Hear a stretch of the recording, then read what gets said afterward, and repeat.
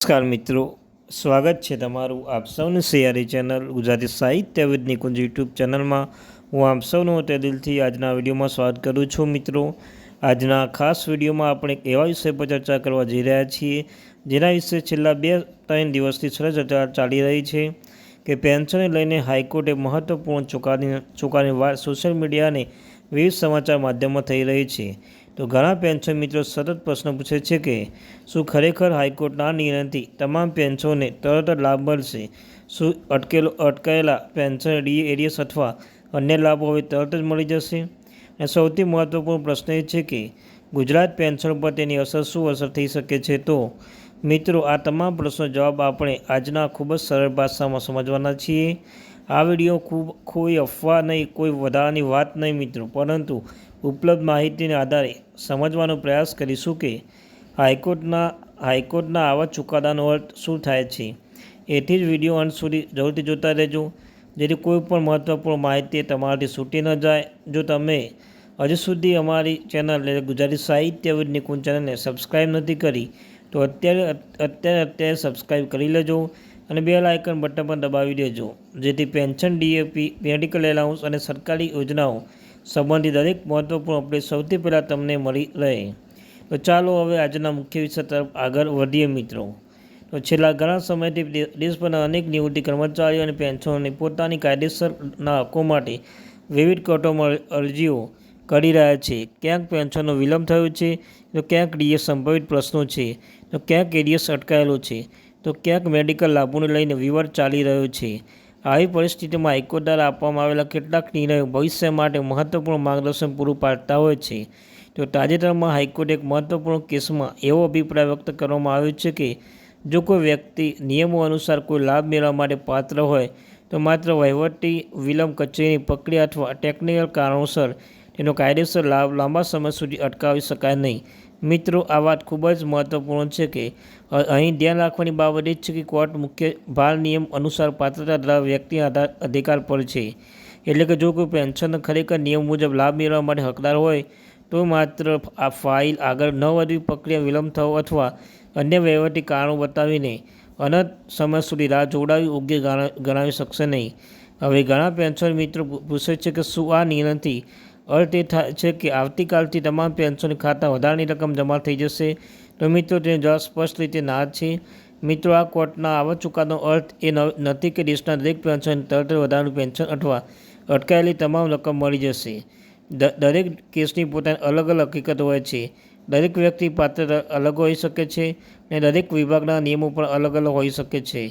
પરંતુ જો કોઈ પેન્શન લાંબા સમયથી પોતાના કાયદેસર લાભ માટે પ્રયત્ન કરી રહ્યા હોય અને તે નિયમો અનુસાર પાત્ર પણ હોય તો આવા પ્રકારના ચુકાદાઓ તેના કેસને વધુ મજબૂત બનાવવામાં મદદરૂપ બની શકે છે.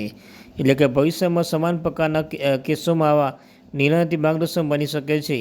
મિત્રો, કોર્ટોએ અનેક પ્રસંગો એક મહત્વપૂર્ણ વાત સ્પષ્ટ કરી છે કે પેન્શન એ કોઈ દાન નથી. પેન્શન કે નિવૃત્તિ કર્મચારીઓની કાયદેસરનો અધિકાર છે. જ્યારે કોઈ કર્મચારી વર્ષો સુધી પોતાની સેવા આપે છે અને નિયમો અનુસાર નિવૃત્ત થાય છે તો ત્યારે તેને મળતું પેન્શન તેના અધિકારનો ભાગ એટલે કે માટે કોર્ટે વારંવાર કહ્યું છે કે યોગ્ય કારણ વગર પેન્શન અથવા તેના સંબંધિત લાભોનો વિલંબ કરવો યોગ્ય નથી. મિત્રો, સરકારી વિભાગો નિયમો અનુસાર સમયસર કાર્યવાહી કરવાની જવાબદારી નિભાવવી જોઈએ. હવે વાત કરી ગુજરાત પેન્શન અંગે તો ઘણા દર્શકો પ્રશ્ન પૂછે છે કે શું આ ચુકાદો ગુજરાત રાજ્યના તમામ પેન્શન સીધો લાગુ પડશે? તો મિત્રો, અહીં ખૂબ જ સમજવાની જરૂર છે કે દરેક હાઈકોર્ટનો ચુકાદો તેની ચોક્કસ કેસની હકીકતો અને લાગુ પડતા નિયમો પર આધારિત હોય છે.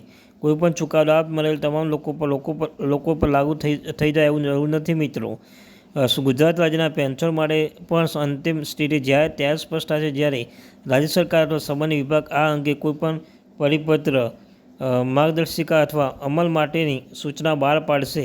તેથી માત્ર સોશિયલ મીડિયા પર ફરતી માહિતી આધારે કોઈ ચોક્કસ નિષ્કર્ષ પર પહોંચવું યોગ્ય નથી. હવે મિત્રો, આગામી દિવસોમાં કયો મુદ્દો પર ખાસ ધ્યાન રાખવું જોઈએ કે તે પણ જાણી લઈએ. તે સૌથી પહેલો મુદ્દો છે ડીએ સંબંધિત અપડેટ્સ. જો સરકાર તરફથી કોઈ નવી જાહેરાત કરવામાં આવશે તો તેની માહિતી સત્તાવાર રીતે બહાર પાડવામાં આવશે. બીજો મહત્વપૂર્ણ મુદ્દો એ છે કે અટકેલા ડીએ અથવા અન્ય લાભો અંગે જો કોઈ નવી સ્પષ્ટતા આવે તો પણ આ સત્તાવાર માધ્યમથી જાહેર કરવામાં આવશે. ત્રીજો મુદ્દો પીપીઓ સંબંધિત સુધારા. તો મિત્રો, પેન્શન પ્રક્રિયા અથવા દસ્તાવેજમાં કોઈ ફેરફાર કરવામાં આવશે નહીં. તેની પણ માહિતી સરકાર જાહેર કરશે. ચોથો મુદ્દો છે મેડિકલ એલાઉન્સ અને અન્ય નિવૃત્તિ લાભો, જે પાંચમો મહત્વનો મુદ્દો છે. રાજ્ય સરકાર દ્વારા બહાર પાડવામાં આવેલા નવા પરિપત્ર મિત્રો આ તમામ બાબતો પર સતત નજર રાખી રહ્યા જરૂર છે, કારણ કે અંતિમ અમલ હંમેશા સત્તાવાર આદેશ બહાર થાય ત્યારે જ થાય છે. હવે પ્રશ્ન થાય છે કે પેન્શનને આ સમયે શું કરવું જોઈએ? તો મિત્રો, સૌથી પહેલું કામ એ છે તમારા તમામ જરૂરી દસ્તાવેજો સુરક્ષિત રાખો. તમારા પીપીએફ સંબંધિત માહિતી, ટ્રેઝરીની વિગતો સમાંતર ચકાસતા રહો. જો કોઈ કાયદેસર લાભ લાંબા સમયથી અટકાયેલો હોય તો સંબંધિત વિભાગોનો સંપર્ક કરો અને જરૂરી માહિતી મેળવો. જરૂર હોય તો યોગ્ય કાનૂની સલાહ પણ લઈ શકો છો, પરંતુ કોઈ પણ નિર્ણય માટે માત્ર સોશિયલ મીડિયા પર આવેલી પોસ્ટ અથવા વાયરલ મેસેજના આધારે ન લેવું જોઈએ. મિત્રો, સોશિયલ મીડિયા પર ઘણીવાર એવી હેડલાઇન્સ જોવા મળે છે કે હાઈકોર્ટ મોટો નિર્ણય, આવતીકાલથી બધાને લાખો રૂપિયા મળશે, તે તમામ પેન્શન તરત જ લાભ મળશે. આવી ઘણી માહિતી લોકો ઉત્સાહ તો જગાવે છે, પરંતુ દરેક માહિતી સાચી હોય એવું જરૂરી નથી મિત્રો. તો ત્યારબાદ કોઈપણ માહિતીમાં વિશ્વાસ કરતાં પહેલાં સત્તાવાર પરિપત્ર, સરકાર જાહેરનામું અથવા સંબંધિત વિભાગ સ્પષ્ટતા હોવી ખૂબ જ જરૂરી છે. તો મિત્રો, જવાબદાર નાગરિક તરીકે, જવાબદાર પેન્શન તરીકે આપણે હંમેશા પ્રમાણિત માહિતી પર વિશ્વાસ કરવો જોઈએ. હવે મિત્રો, ખૂબ જ મહત્વની વાત સમજીએ કે ઘણા લોકો એવો પ્રશ્ન પૂછે છે કે જો કોઈ પેન્શન અથવા અન્ય લાભો લાંબા સમયથી અટકાયેલો હોય તો શું માત્ર હાઈકોર્ટ આ ચુકાદો આધાર સંબંધિત કચેરી અરજી કરી શકાશે? તો મિત્રો, સામાન્ય રીતે જો કોઈ વ્યક્તિ લાગે છે કે તેનો કાયદેસર લાભ યોગ્ય કારણ વગર લાંબા સમયથી અટકાવવામાં આવ્યો છે, તો તે સૌથી પહેલાં સંબંધિત વિભાગને લેખિત રજૂઆત કરવી જોઈએ. ઘણી વખત જરૂરી દસ્તાવેજની અસર, રેકોર્ડનો ભૂલ અથવા પ્રક્રિયામાં વિલંબના કારણે પણ લાભ અટકી જતા હોય છે. એટલે કોઈપણ કાનૂની કાર્યવાહી કરતાં પહેલાં વિભાગીય સ્તર સમસ્યા નિરાકરણ લાવવાનો પ્રયાસ કરવો જોઈએ.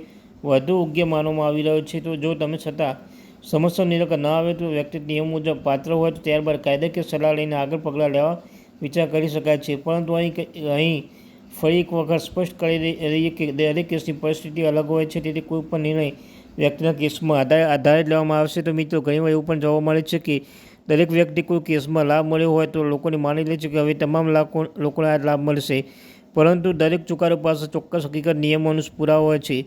તે દરેક કેસનું પરિણામ એક સરખું હોય એવું જરૂરી નથી. એટલા માટે નિષ્ણાતો પણ હંમેશા સલાહ આપે છે કે કોઈ નિર્ણય અંગે ઉતાવળ નિષ્કર્ષ પર ન પહોંચવું જોઈએ. તો મિત્રો, આ માહિતી ઉપયોગી લાગી હોય તો વિડીયોને લાઇક કરજો, ચેનલ સબસ્ક્રાઈબ કરજો. Thank you very much watching video. જય હિન્દ, જય ભારત. મળીશું એક નવા વિડીયો સાથે.